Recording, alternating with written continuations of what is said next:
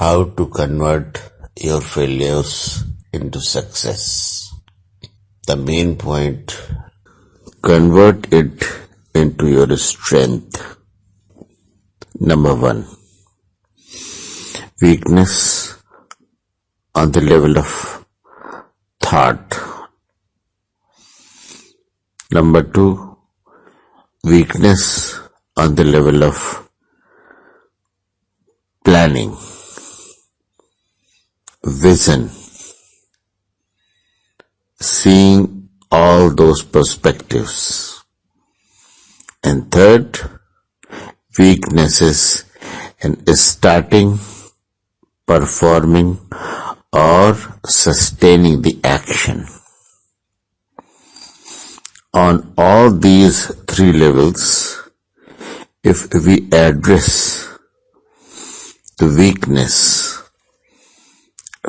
figure out it properly, analyze it properly, it will become very easy to convert it into grand success. Now, let us see one by one how to convert the weakness of thought into the strength of thought. Now, what the weakness of thought is, we start something with all those doubts, whether it will happen or it won't happen, whether it is right or whether it is wrong, whether I should do it, whether I shouldn't do it. So this is the weakness of thought. So to make your thought strong, what is necessary? The necessary thing is to overcome all the doubts, because this is lack of confidence within yourself. How to regain that confidence? To regain that confidence, one must get rid of all those doubts, all those inhibitions which make them think like that. And how to overcome that? That is the reflection of the storage of your subconscious storage. Whatever experiences one has, that is the cause of making such thoughts possible. So, there is one wonderful text that is called Yoga Vashisht. It says that knowing the problem is the solving of the problem. If you know the problem, then you can solve it very properly.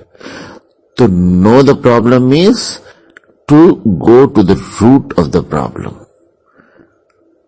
Knowing problem thoroughly, comprehensively, makes it very easy to overcome it, to solve it. Now, we should try to understand that all these weaknesses of thoughts are nothing but reflection of all those stresses, strains, guilts, complexes, what we have stored in our subconscious mind. So because that is abstract value, that is something which is non-matter, so no medicine can help here. So the medicine to treat this problem is the same status, the same value these thoughts are existing in the form If we understand it, then only we can solve it. So because these thoughts are existing in the form of abstract value, and that is thought, it means only something which is abstract and a thought can address this problem. So the wonderful mechanics to address this thought is to go beyond thought. And how to go beyond thought? That is the process of meditation. When one meditates, then the meditation takes you to above thought level. It makes you to transcend the thought. And when one transcends the thought, then one emerges into another dimension. One merges to that level which is the source of thought. And that is the transcendental value. In Gita, it is said, Traigunyasya Veda Nistrigunya Bhavarjun. Go beyond all these three-dimensional values. Three-dimensional values means all length, breadth and height. And in other words, in Gita, it is said, go beyond Sattva Rajatam. Go beyond waking, dreaming, sleeping state. So, where to go and what to do? You have to go to that level that is called Shivam Shantam Advaitam Chaturtham Manyanti Sa Atma Savikeya. So one has to go beyond all these three to that fourth level that is called transcendental level. That is called transcendental level. And when one is in tuned with, when one is in contact with that level of consciousness, that is called fourth state of consciousness, that is called Turiya Avastha, then that is the source of thought level. So what happens when one merges into that? When one is aligned with that, then because that is the absolute value, that is absolute nothingness, but along with that is the potential of everythingness. Everything emerges from that level. So when you or one is yogastha or in aligned with that level, then what happens? All strains, stresses, guilts, complexes, they start to dissolve there. And that is the secret of science and technology, of consciousness, how things start getting in absolute alliance with Supreme Consciousness, how all disorderliness becomes orderliness when one is aligned with that level. And there are many experiments are done when one meditates, then what are the transformations happen in the mind level, on physical level, physiological level, psychological level. So when one merges to that transcendental value, then all the weaknesses which are the root cause of the weakness of thought, they start to vanish. So when one starts to meditate regularly, then one emerges as a personality which has capacity to have or to think or to possess very strong thought And because all those guilt complexes, strains, complexes, they go away, they vanish. So what remains? What remains is the purity of consciousness. And when purity remains, then that is the source of thought. And when only purity remains, then the strength of thought emerges. Then whatever one thinks, that has to be holistic, that has to be positive, that has to be nourishing to nature, that has to be very creative, that has to be holistic, which will bring results.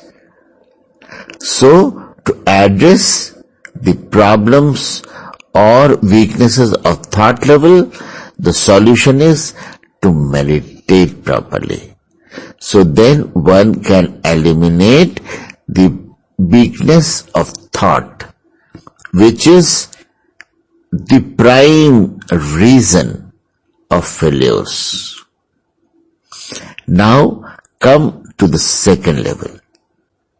Second level is to plan for action, to visualize it, to visualize things properly. So what happens? What are the shadows?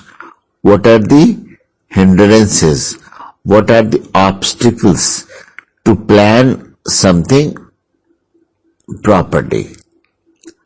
So when one plans something properly, then there are so many inhibitions, so many doubts, so many problems, stresses, they come in front of someone who is not able to plan things properly. So when this is how things develop sequentially. If you address the root cause of the problem, then one starts solving the problem properly.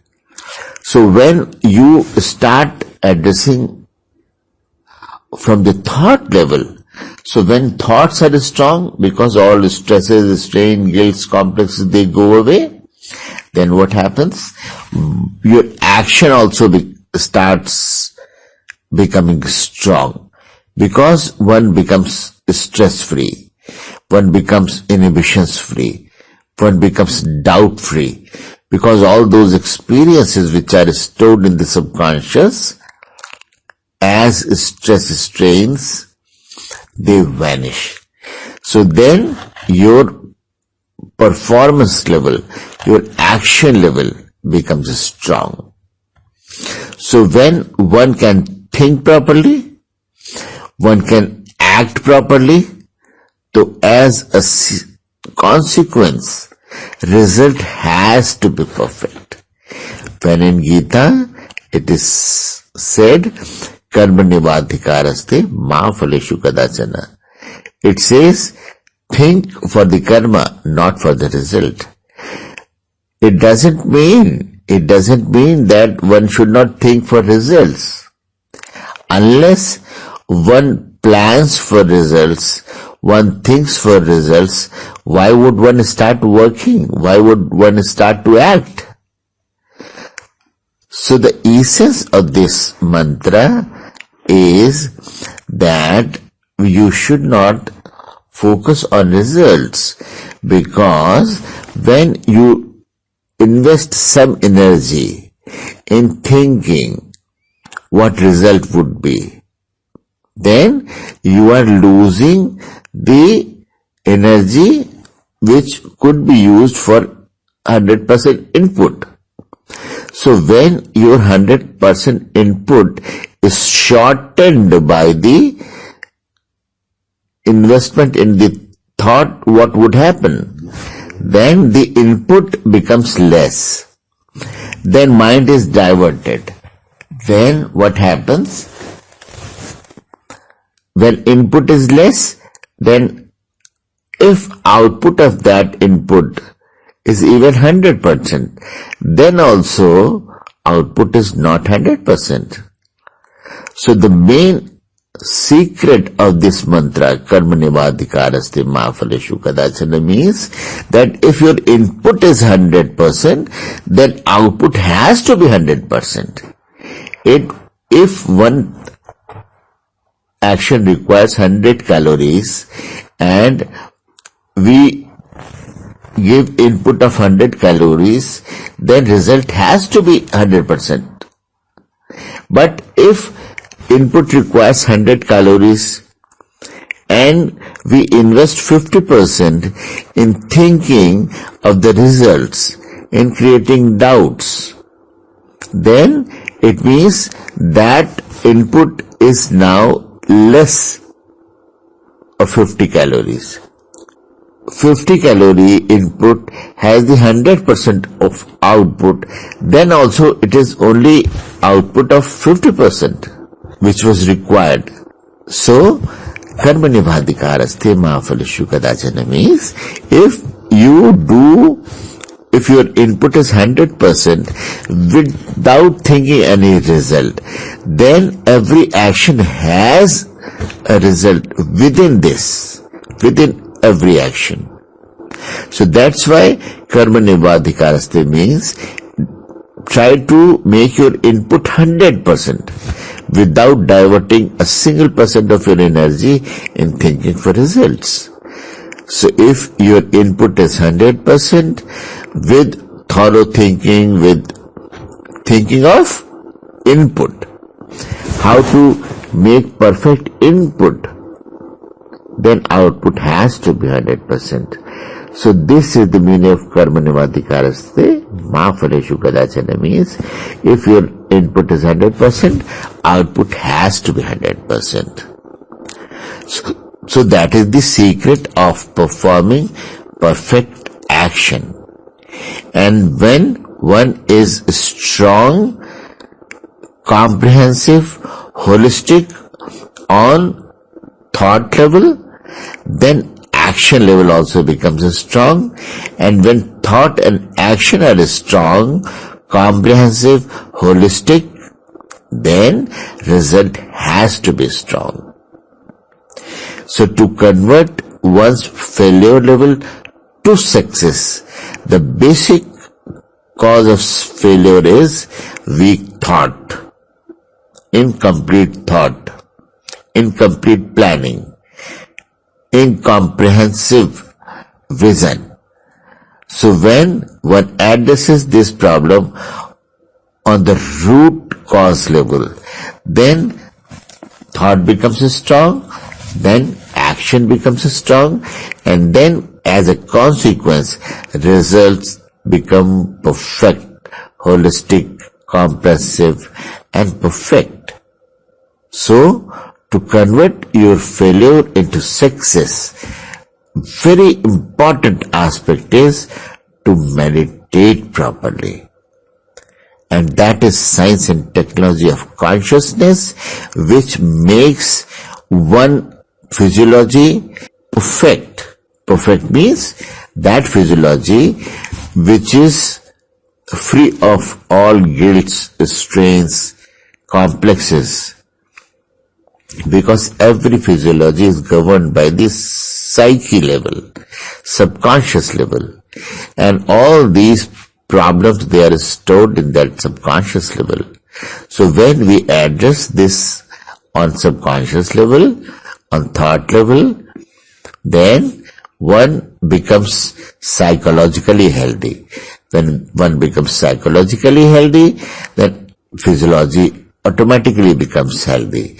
Then you start thinking properly, thinking comprehensively, more in tune with natural laws, more in comprehensive vision with natural laws. Then when one is yogastha, when one is aligned with that absolute pure knowledge, pure consciousness, pure potential of consciousness, then very naturally, very spontaneously, one starts thinking, planning in accordance with natural law.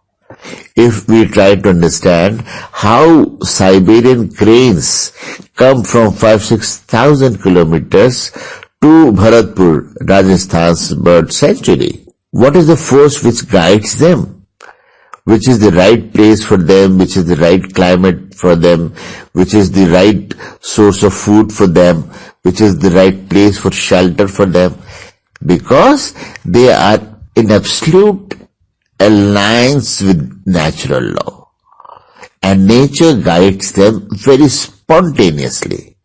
So when one is aligned with natural laws, when one is aligned with pure consciousness, then the whole nature starts guiding the person into something which is comprehensive, which is holistically right.